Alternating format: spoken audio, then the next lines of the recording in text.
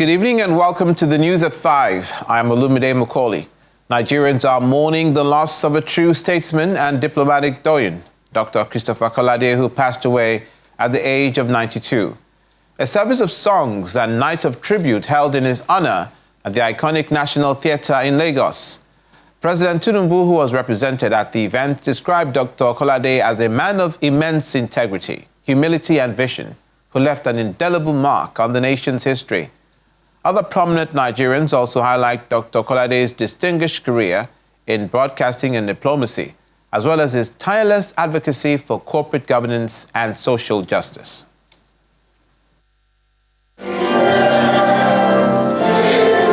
In a solemn yet celebratory gathering, the nation bid farewell to a true statesman, Dr. Christopher Kolade, who left an indelible mark on Nigeria's history.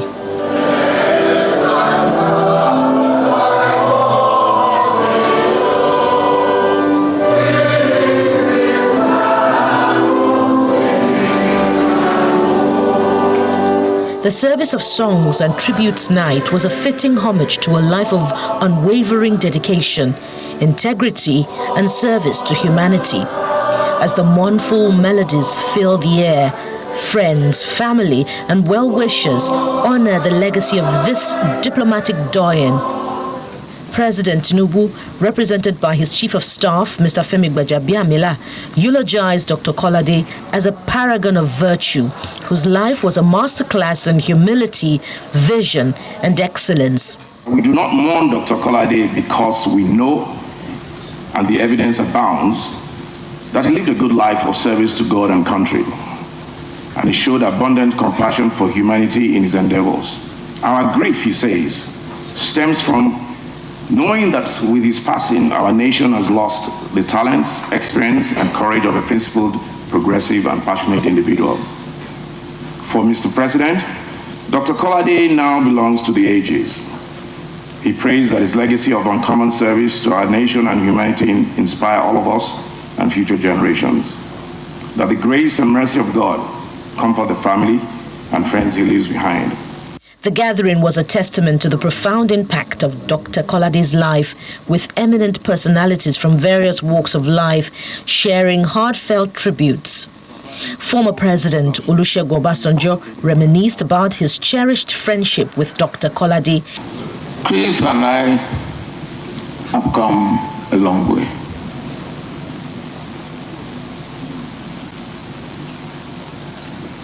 There are a number of friends that I kept. I don't have too many of them, but the ones that I have are real, very good friends. And Chris was one of them.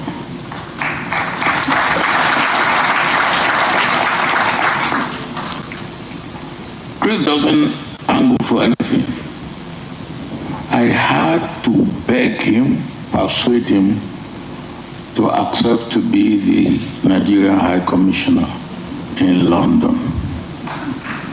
And the reason why I wanted a man of his caliber was that we have had our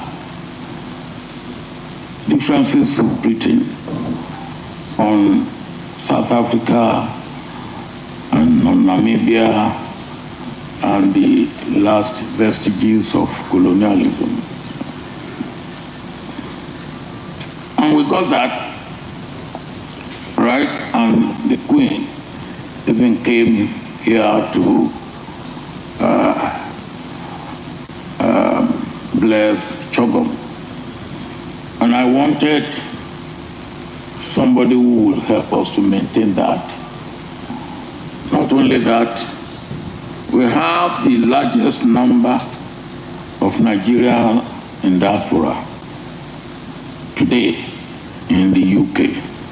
And I also wanted somebody who will help us take care of that. This is corroborated by a former Minister of Finance and the Director General of the World Trade Organization, Dr. Ngozi Okonjo-Iweala. A man of faith, of integrity and honesty, Uncle Chris was a shining example of how to serve his fellow women and men. whether in the public or private sector. Bishop Olubunmi Akilade, in his homily, asked all to live an exemplary life like Dr. Kolade did. Jesus said, I am the resurrection and the life. The one who believes in me will live even though they die. And that's the Christian hope, that even when we die, when this flesh dies, we live on. Just as we believe our dear father and brother lives on. And for those who might have lost loved ones, we console ourselves with the fact that they live on.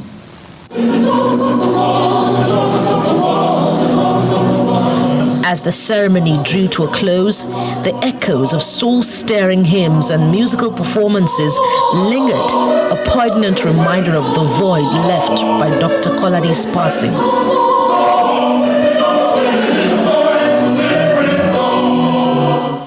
Celebrate Daddy today. Describe a man things tonight. Verse was sticking out. I gave you a sense of man that he was in his faith. Loving humans feels so very. Thank you for celebrating with us today. A poignant reminder of the void left by Dr. Kolade's passing. Yet, his enduring legacy serves as a powerful reminder of the transformative power of a life well lived, inspiring generations to come. And it's more tributes for Dr. Christopher Kolade, this time coming from those who he crossed paths with while he was alive. He was a trainer of many broadcasters who today are blazing the trail. He also impacted on some great intellectuals who say they'll truly miss him. His calm authority shaped by a culture of discipline and decency.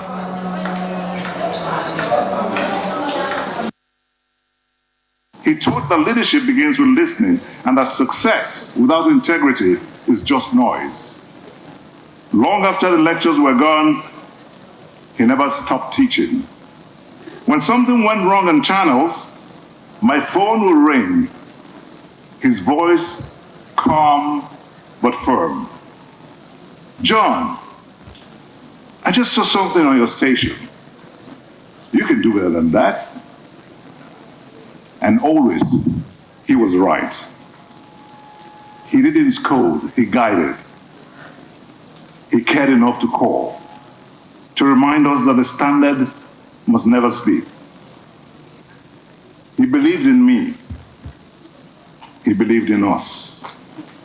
That we could hold the line he once held, that truth and dignity still belong on air. Now the phone will not ring again, but his voice remains, not in sound, but in conscience. Each time the red light comes on, I still hear him, calm, measured, unwavering, reminding me that the air must stay true. The voice is silent now, yet the echo endures. And in that echo, we will always hear Dr. Christopher Kolade, teacher, mentor, statesman, broadcaster, a man who made the air itself dignified. I can still hear his voice. Yes, I can still hear it. We in Nairobi are profoundly proud of him. We thank God for his life of service, for the inspiration he gave, and for the love he showed his people. So his dear wife, Lady British Kolade, and younger sister sitting by the side here in front, and the entire Kolade family, we extend our deepest prayers and sympathy. May the Lord, who called him home, comfort and strengthen you.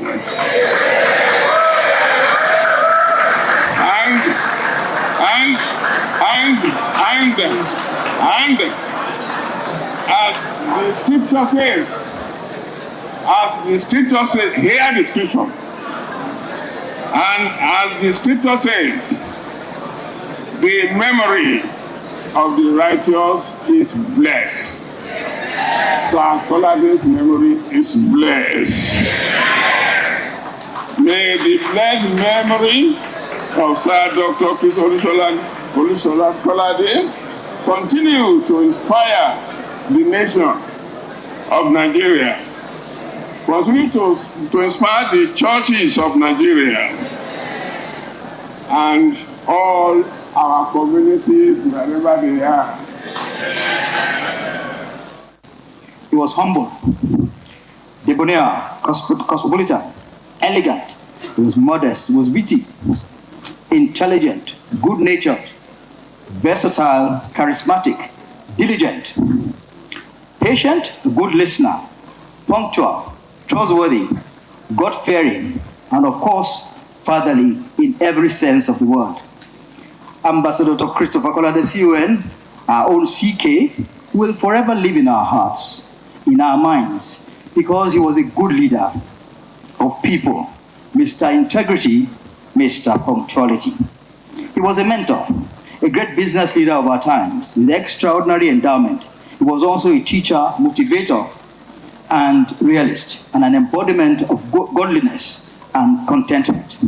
This is a tribute to a man who has demonstrated unusual capacity to straddle many generations at once, directly influencing simultaneously the generation before him, his own generation, and many more generations after him.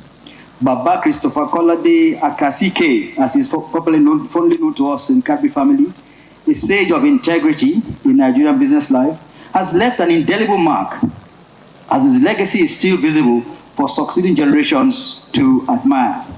His accomplishments at the Nigerian Broadcasting Corporation, Kadri Nigeria PLC, and Nigerian High Commission London are unmatched in the annals of management in Nigeria. CK are initials which, though traditionally Kadri Nigeria, have come to be synonymous with the highest standards of corporate governance, integrity, principle-centered leadership, and a hard-nosed determination to affect society for good.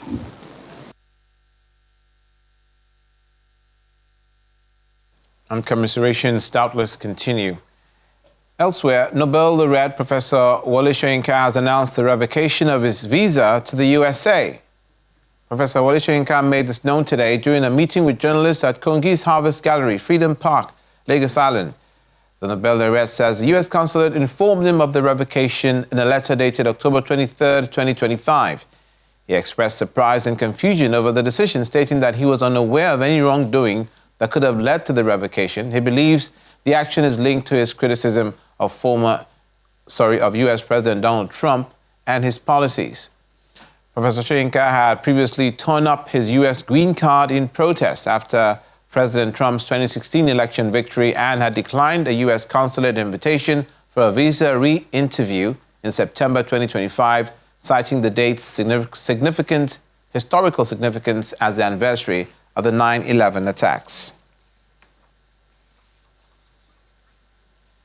You're watching the news at 5. Coming up, BDCs in Nigeria highlight the challenge of getting access to Forex. That's in business news. Please stay with us.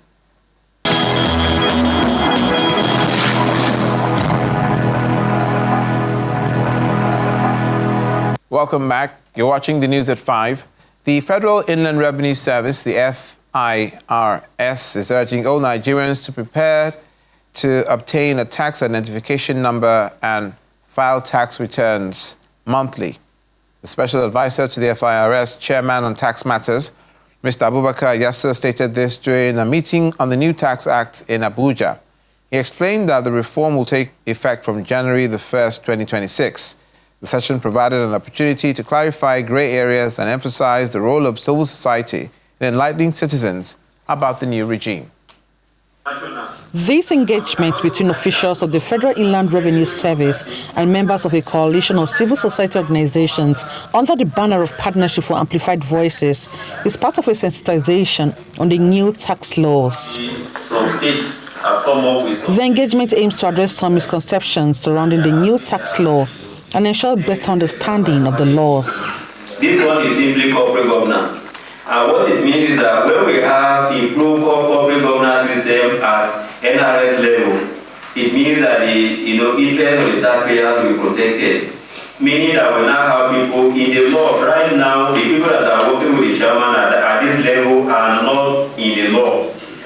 How do we really reconcile? The Partnership for Amplified Voices is a coalition of selected civil society organizations from all 36 states of the Federation. Convened with the support of the World Bank, the initiative seeks to monitor, evaluate and promote transparency in government and donor-funded programs. We are supporting capacity building for the Federal Inland Revenue Service, Nigeria Customs Service, the Tax Policy Department in the Technical Services Department, Ministry of Finance.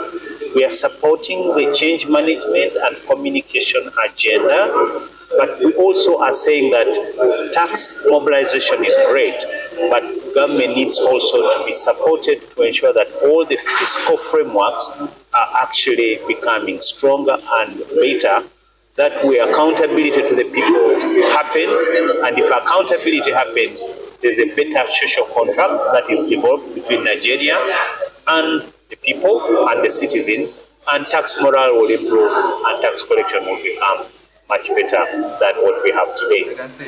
The new tax law is expected to be one of the most transformative fiscal reforms in Nigerians' history. It aims to broaden the tax base, improve transparency, and strengthen public revenue management.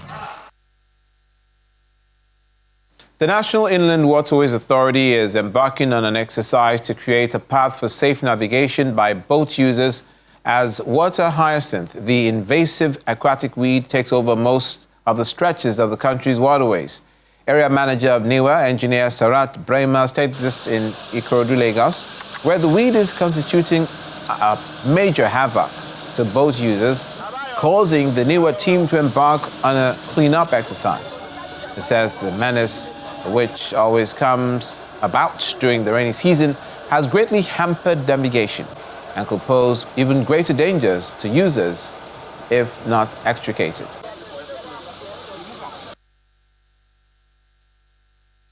Unfortunately, it is an accidental discharge of ballast water from ships or current movement from the ocean that brought this thing into the country in the 80s, and from then it has become a permanent thing that we have to solve every year. So what we are doing now is clearing it for boat operators and boat users to be safe. We don't want any incidents on our waterways. So therefore we have to clear it because navigation is almost impossible. Without, as you can see, the whole of water is blocked. So we have to create paths for water crafts. It can cause boat mishaps. It can cause their engines malfunctioning, and we don't want all this to happen. It is even a problem to fishermen as they cannot fish. So that is why we are here to clear it. You will just come overnight and you will see it everywhere blocked because it is an invasive aquatic weed. It's flow with the river currents. It moves from Badagry Creek, from Epe Creek down here. And when we finish clearing here, we are going to go to the next place to clear too. So this clearing is happening all over the country because it's every time there is rain, there is water hyacinth.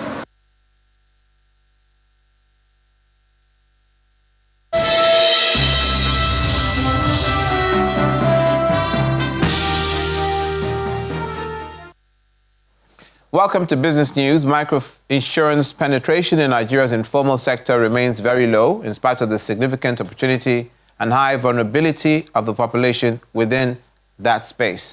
The gap is also seen as the weakest link in the country's goal to achieve high financial inclusion, particularly for low-income households and small businesses.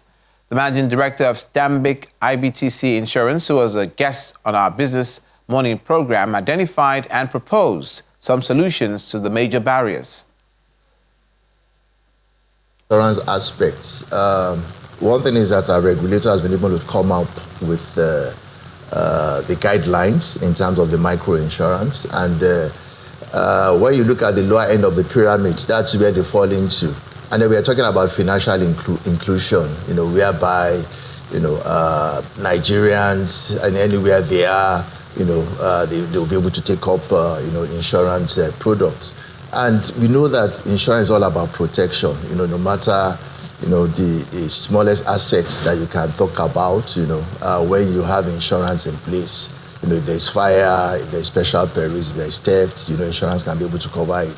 And at the same time too, among these demographics that we have within the economy, there are situations whereby they have dependents, situations that maybe they are no longer available. They can take up a life insurance to be able to take care of their, the education of their children. So those are the things that, like I said, the regulator has been able to, put guidelines in respect of that. And coupled with the fact that in terms of the distribution too, we have brokers, that are conversant, how they can be able to reach out to these various sectors of the economy. At the same time too, agents too, based on the fact that they are well trained, they can be able to talk to, this informal sector of the economy, and then for them to be able to take up insurance products.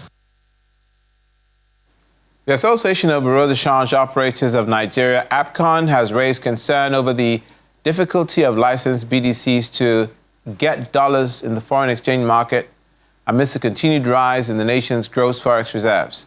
The president of APCON, Aminu Gwadabe, who made this known in a chat with Channels Television, says in spite of the improvement in the gross external reserves, which is driven by rising oil receipts and foreign inflows, BDC operators are still facing challenges in supply from the official market due to restrictions placed on dollar sales by commercial banks. He talks about APCON still in talks with the central bank over the issue of BDC's recapitalization following the expiration of the final deadline given by the CBN on June the 3rd. He also says Nigeria's exit from the Financial Action Task Force, FATF, grey list is expected to boost investment inflow and enhance the Naira's competitiveness in the global markets.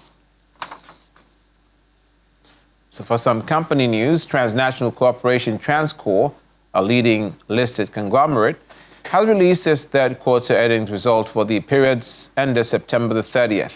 Key highlights of the financial report sent to the Nigerian exchange shows that the group's revenue soared by 30% to 413.4 billion naira, driven by strong performance across all of its business segments. At the same time, the group's pre-tax profit jumped by 18% to 124.5 billion naira, reflecting improved operational efficiency and strategic cost controls, while its profit after tax increased by 20.4%, 91.4 billion naira, up from 75.9 billion naira recorded in the same period last year, while it maintained a 48% gross profit margin.